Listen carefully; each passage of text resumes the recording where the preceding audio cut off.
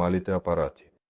И овој апарат ќе биде најпопуларен на пазарот на логистички услуги во блиска иднина, затоа што токму пазарот на логистички услуги за оваа носивост веќе е формиран и формирана од хеликоптери, особено со ИЕВ, создавајќи економичен дирижабл со оваа носивост, според шемата, повторно, неговата точна носивост и точните тактико-технички карактеристики ќе се определиме малку подоцна кога работата со овој апарат ќе влезе во фаза на производство. Сега се работи на ескизниот проект, а кога ќе влезе во фаза на производство, ќе имаме време да се занимаваме со ескизирањето на овој апарат. И овој апарат веќе не се вклопува во стандардните хангари.